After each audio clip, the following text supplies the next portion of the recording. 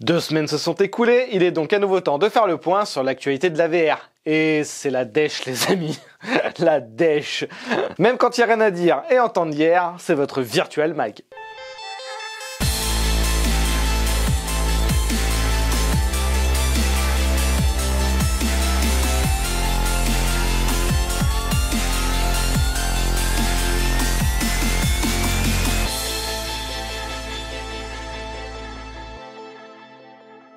On va commencer par 2-3 trucs sympas, et puis après vous pourrez vous casser. Le casque StarVR One, que l'on croyait mort et enterré suite au déboire financier de Starbreeze Studio, est bel et bien encore en vie. C'est un casque qui propose 210 degrés de champ de vision et sans déformation visuelle, avec une bonne qualité d'image due à des écrans AMOLED qui seraient en Full RGB, qui fonctionne avec des Lighthouse de Steam pour une super précision de tracking, et qui intègre de l'eye tracking. Bref, un casque tip top. Le problème, c'est que la page de précommande en lien dans le descriptif de la vidéo n'indique pas grand chose, et que le prix original lors de sa première présentation était de 3200 $, et que fabriqué visiblement en petite série aura donc tendance à le réserver aux développeurs et aux professionnels, sans aucune assurance de la compatibilité avec les jeux Steam vu ses particularités.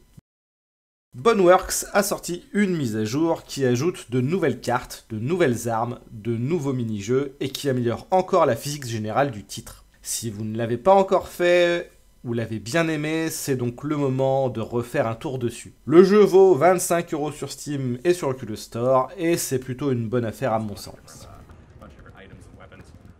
Half-Life Alyx, le jeu ultime de la VR, vient de recevoir un mode gratuit qui vous permettra d'y jouer davantage. Vous retrouverez donc dans le descriptif de la vidéo un lien vous permettant de télécharger et d'installer ce mode Horde pour vous éclater encore quelques heures dessus, et c'est vraiment cool. Voilà, vous pouvez vous casser et aller jouer aux 2 jeux précédemment présentés.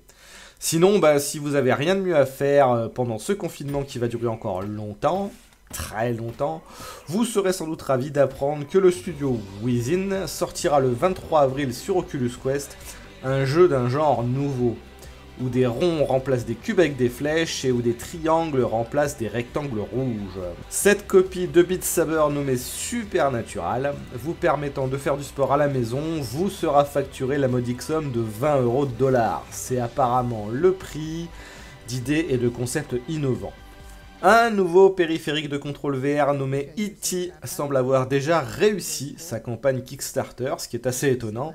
Il propose donc des Valve Index contrôleurs non ergonomiques sur lesquels il faudra rajouter des Vive Trackers et donc déséquilibrer le tout pour pouvoir jouer à Half-Life Alyx sans bouton. Si vous souhaitez obtenir ces 2 manettes, il faudra compter la somme de 230 € hors frais de port, et encore 240 € de Vive Trackers. C'est apparemment le prix d'idées et de concepts innovants, je vous laisse comme d'hab le lien dans la description de la vidéo. Connaissez-vous Sharknado les amis? Ce film où des requins vous attaquent en pleine ville ou à la montagne? Eh bien, pour la sortie du 6e opus de la série... Oui, il ne faut jamais sous-estimer les trucs débiles, surtout quand ils sont nombreux. On a décidé de vous proposer Sharknado VR. Eh bien, il est enfin sorti sur le PSVR, c'est génial! Ah, la VR, c'est tellement génial quand c'est bien exploité avec des idées remplies d'idées et du gameplay rempli de gameplay. Mais vous aurez aussi bientôt la possibilité de jouer à Spellpunk, un jeu de magicien où l'on fait ses sorts soi-même avec les mains. Là aussi du jamais vu en VR, et vous combattrez donc des adversaires en face à face de façon fixe, parce que c'est tellement plus excitant et palpitant et stratégique et voilà quoi. Dans la même lancée, vous avez Boom Boomerang disponible en Early Access. Ça c'est du titre qui en jette, hein. Boom Boomerang.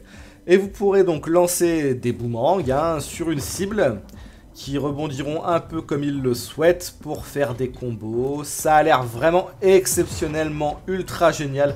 Je vous le conseille vivement si vous souhaitez retrouver la nostalgie des premiers jeux de l'Oculus DK1. Perso par contre, j'attendrai cependant qu'il sorte un mode avec le bouclier de Captain America pour y jouer tant qu'à faire. Est-ce que je vous ai parlé de Dragon Ride, ce jeu où on est sur un dragon et on tire sur des ballons? Je ne sais plus, mais c'est à peu près tout ce que j'ai à dire à ce sujet. Et on finira ce journal avec Agent of Chernobyl, sorti sur Oculus Store, qui vous permet de jouer un agent à Tchernobyl, avec des graphismes pas si pires en vrai, mais pas vraiment d'actualité, puisqu'en ce moment là-bas c'est plutôt bien éclairé, avec un feu de forêt qui risque encore de nous mettre une merde incommensurable. Bref, dans Agent of Chernobyl, les ennemis vous courent visiblement uniquement droit dessus. Je ne sais pas si le développeur est au courant, mais sur le store Unity, on peut acheter des scripts d'IA pour une trentaine d'euros à peine. Voilà.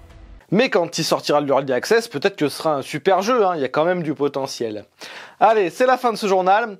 En général, je le fais volontairement toutes les 2 semaines pour avoir quelque chose à dire, et force est de constater que 2 semaines, parfois, c'est court. Allez, ciao tout le monde, à la prochaine!